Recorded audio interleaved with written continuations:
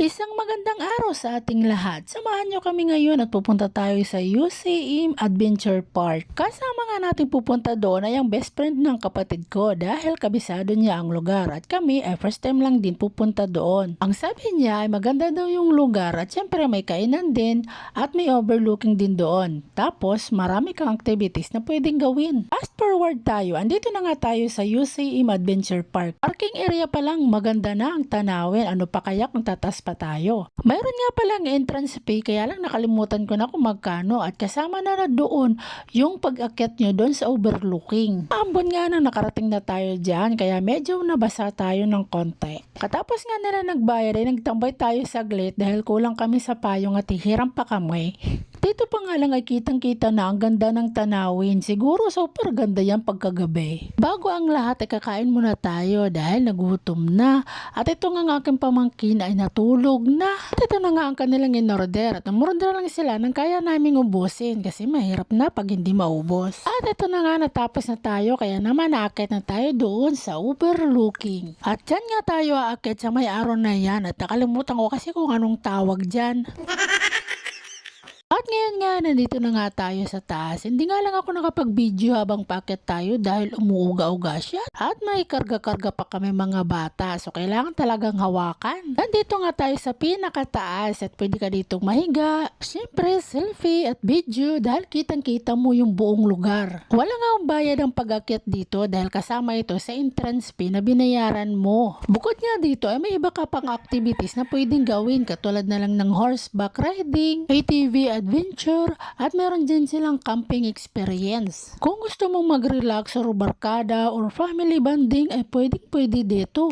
At ito nga mga bata ay enjoy naman at kami naman ang mga kinakabahan at baka kung saan mapunta ay parang hindi naman ata mga takot to sa heights. Ito nga ang aking cellphone ay iniwan ko na habang nakabidyo dahil nahihirapan na ako. Dahil habang nagbibidyo ay meron namang batang makulit. Laging napunta sa kabila at gustong gusto nang bumaba sa hagdanan. At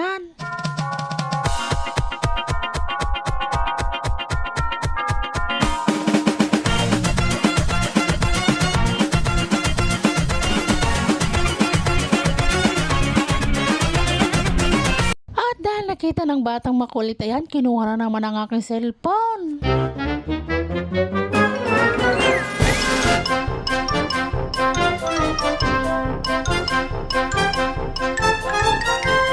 Pinalik naman ng batang makulit, marunong din ano.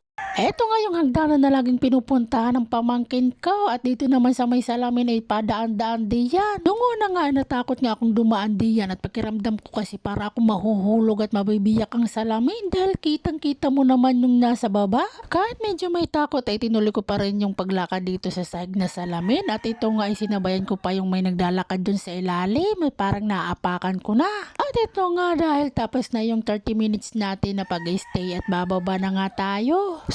Sulit nga yung pag-i-stay mo dito, lalong-lalo na ako ang kasama mo at jowa mo. Woo! Nandito na nga tayo ngayon sa baba at medyo lumalakas na nga yung ambon. Gusto pa nga sana naming maggala-gala at magpicture pa sa ibang area. Kaya lang yung ambon ay hindi tumitigil at lumalakas pa. At yung mga kubo naman ay mayroon na nakaupo. Kaya naman hanggang antay-antay lang tayo hanggang mayroon ng bakanting kubo at tumila na yung ambon. Pero kaya lang yung ambon ay nagiging ulan na. Para ka lang nag-iintay nang hindi mo alam kung kailan ang darating. Ay naman, pero tingnan nyo naman kahit na medyo maulan ay maganda pa rin yung tanawin kahit pa paano. O tingnan nyo naman. O siya, hanggang dito na lang, hanggang sa susunod. Salamat!